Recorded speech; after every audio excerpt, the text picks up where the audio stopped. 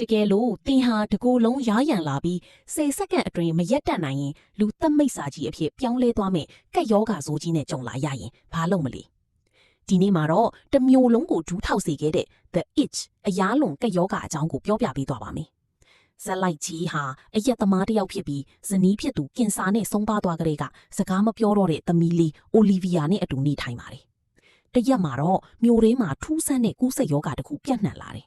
အဲ့ဒါကတော့လူတွေဟာတကူလုံးမရက်မနာရားရန်လာပြီးမိမိကိုယ်ရောသူတစ်ပါးကိုပါသွေးထွက်တန်ယိုဖြစ်အောင်ကုတ်ဖေစုပ်ဖြဲပြတ်ကြတာပါပဲပိုဆိုးတာကအဲ့ဒီယောဂါနဲ့တည်သွားတဲ့သူတွေဟာဇွန်ဘီလိုမျိုးပြန့်ရှင်လာပြီးလူတွေကိုလိုက်ကြိုက်ကြတာပါဂျီးနဲ့သူသမီးလေးဟာသူတို့ရဲ့မိသားစုစတိုးဆိုင်ထဲမှာရှိနေတော့တပြားလင်မယား2ယောက်ဖြစ်တဲ့မီကွယ်နဲ့ဂါဘရီယယ်လာတို့ဝင်စီးတာကိုခံရပါတယ်အချင်းနေဒီရှုပ်ထွေးကုန်ပြီးဆိုင်ကဝန်ထမ်းမလေးတနက်မှန်သွားတယ်လို့ရဲတွေကလည်းအပြင်မှာကူးစက်ခံရသူတွေကိုလိုက်လံပစ်ခတ်နေလို့သူတို့အားလုံးဆိုင်ထဲမှာပဲအတူတူပိတ်မိသွားကြပါတော့တယ်ဖုန်းလိုင်းတွေအင်တာနက်တွေအကုန်ပြတ်တောက်သွားပြီးစစ်အုပ်ချုပ်ရေးကြီးညာလိုက်တဲ့အချိန်မှာတော့သူတို့နဲ့အတူပိတ်မိနေတဲ့ဖောက်တီတယောက်ဖြစ်တဲ့ဟင်နရီတယောက်ကူးစက်ခံလိုက်ရပါပြီဟင်နရီဟာရားရန်နာကိုမအောင်နိုင်တော့ပဲမိမဆိုးကြီးတယောက်လိုပြောင်းလဲပြီးဂျီးကိုတတ်ဖို့ကြိုးစားပါတော့တယ်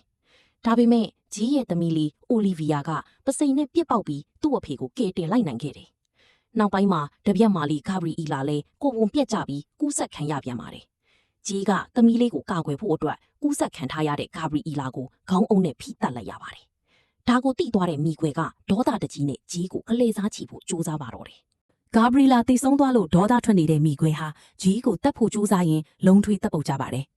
အဲ့ဒီအချိန်မှာပဲတိတ်ဆုံးသွားတဲ့ဂါဘရီလာကဇွန်ဘီအဖြစ်ပြန်ရှင်လာပြီးမိခွဲကိုတိုက်ခိုက်တဲ့အတွက်ဂျီးကအခွင့်ကောင်းယူပြီးမိခွဲကိုဆက်သိမ်းပေးလိုက်ပါတယ်။ဆိုင်ထဲမှာဂျီးနဲ့သမီးလေး2ယောက်ထဲပဲကြံပါတော့တယ်။ဒါပေမဲ့ရင်နာစရာကောင်းတာက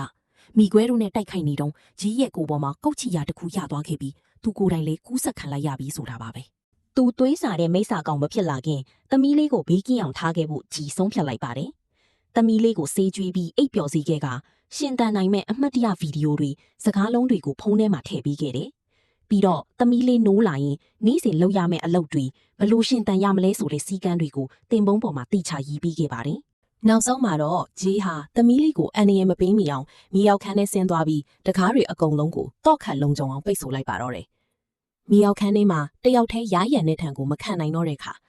ကုတ်မိရင်ယောဂကျွမ်းမှာဆိုလို့ဂျေးဟာပလာယာတစ်ခုကိုယူပြီးသူ့ရဲ့လက်သေးတွေကိုတစ်ခုချင်းစီဆွဲနှုတ်ပစ်လိုက်ပါတယ်။လက်သေးခွာတဲ့နာကျင်မှုနဲ့ရားရံမှုကိုအစားထိုးလိုက်တာပါ။ဇလန်ရဲ့အဆုံးသတ်မှာတော့သမီးလေးအိုလီဗီယာနိုးလာပြီးအဖေရေးထားတဲ့စာကိုဖတ်ကမြေရောက်ခန်းတကားဝကိုသွားပြီးဖေသမီးဖီနားမှာရှိနေတယ်နော်ဆိုတဲ့စကားလုံးလေးကိုပထမဆုံးအကြိမ်နှုတ်ကနေထုတ်ပြောရင်းဇလန်လေးပြီးဆုံးသွားပါတော့တယ်။သမီးလေးကိုကာကွယ်သွားတဲ့အဖေဖြစ်သူရဲ့မေတ္တာကိုမြင်တွေ့ရတဲ့ဒီစိတ်မကောင်းစရာစကားလေးကိုကြိုက်နှစ်သက်ရင် like နဲ့ follow လုပ်ထားဖို့မမေ့နဲ့ဦးနော်။နောက်ထပ်စကားကောင်းတွေကိုလည်းထပ်ပြောပြပေးအောင်ပါမို့စောင့်မျှော်ကြည့်ရှုပေးကြပါအောင်ဗျာကျေးဇူးတင်ပါတယ်